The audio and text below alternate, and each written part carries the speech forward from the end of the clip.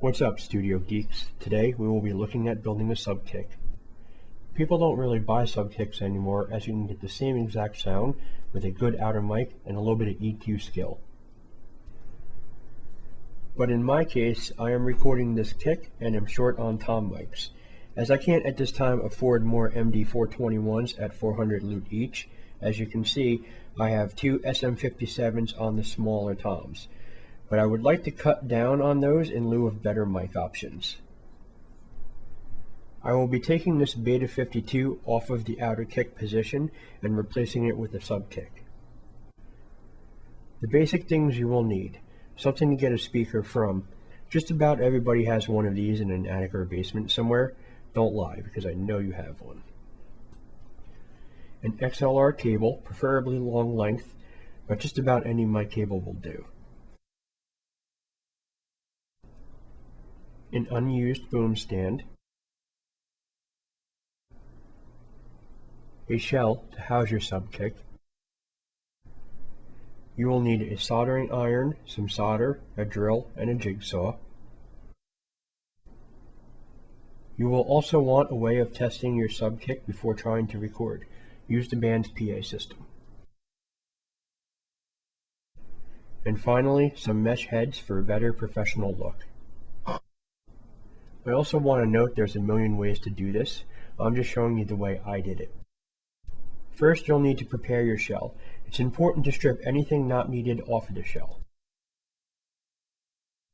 In this case, a snare is used. I have removed the snare spring lockdown and the receiver. This way they won't rattle during recording. I used 1/4 inch MDF, but you can use any wood you can find. You don't have to cut a perfect circle, but in my case I rushed, so my outer edges were straight up Hillary. Unbelievably crooked and unbearable to look at. I'll show you in a moment just how to fix that. I have drilled one extra hole just under the halfway point. You'll know why later. I used toggle bolts to secure the wood. On the bottom I used 3 2-inch bolts, and on the top I used 2 3-inch bolts. I first installed the bottom bolts by discarding the screw that came with the toggle. I ended up using just this piece, and then by using the original screw that was in the snare frame, I ran it through just that piece, and then it created this little ledge.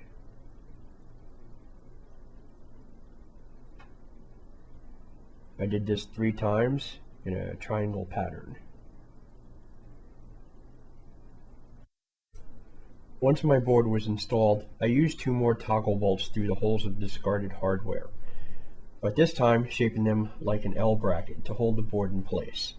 I also used a grinder to shorten the bolts, but you don't have to go that far. To deal with the crooked cuts, I added this weather stripping I found in my basement. It makes the board appear to be perfectly cut and overall more professional looking.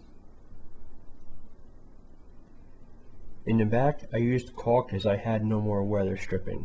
Once I go past another hardware store, I'll be sure to grab some to complete the look.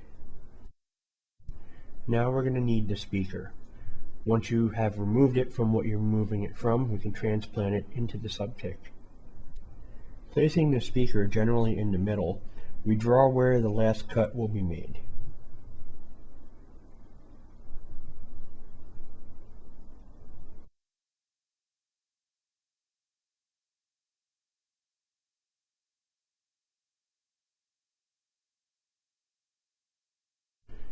Any jigsaw will do for this. You simply need to make what is known as a plunge cut.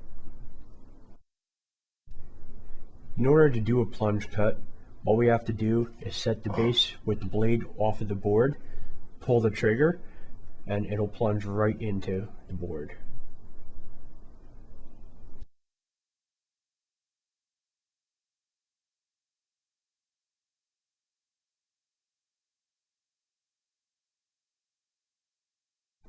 Start by making the hole smaller than the speaker, and bore it out further until the speaker fits flat and snug.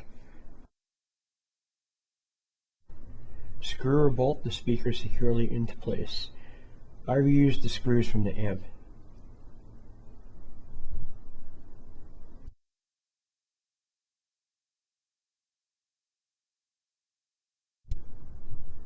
That seems pretty secure in there.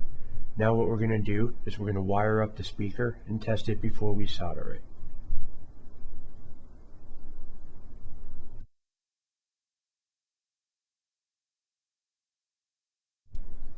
Now what we're going to do is cut the female end off of an XLR cable. It's the end that looks like this. It's also the same end that plugs directly into a microphone.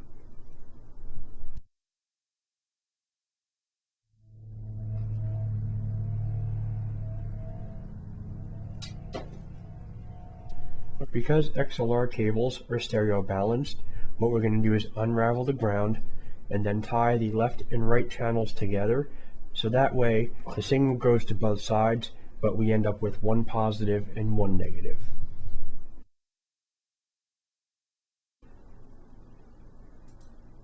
Here is where your band's PA system comes in handy.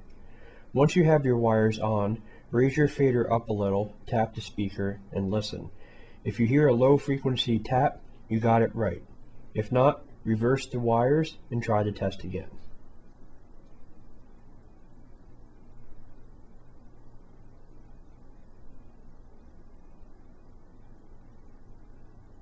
Fortunately, this time I got it right. It is important to remember to lower your fader between tests and to unplug your subkick. Before you go to the soldering step, make sure the wire is routed through the hole that you drilled earlier. And now you know what it's for. Now, solder your contacts to create a good strong connection.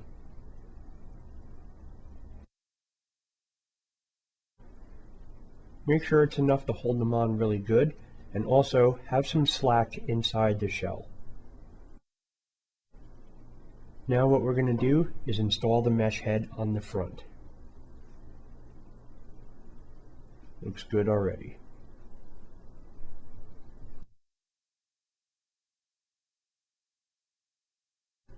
Using the air hole that was already in our snare, insert the threaded top of the boom through it.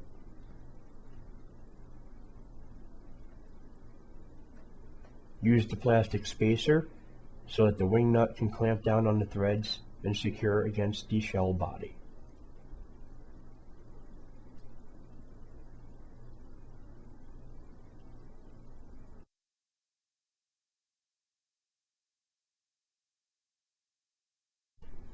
Here I've lowered the subkick down onto one of the legs, that way it won't lose balance or topple over.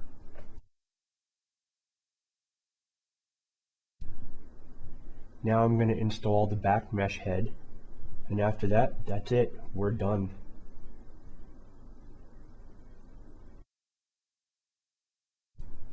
Do a test position or two to make sure you're getting a consistent response. It's important to remember that a subkick doesn't actually record audio from the drum. The pressure coming from the kick drum is what causes the subkick to create an audible response. Once you have it right, you'll know. Until next time.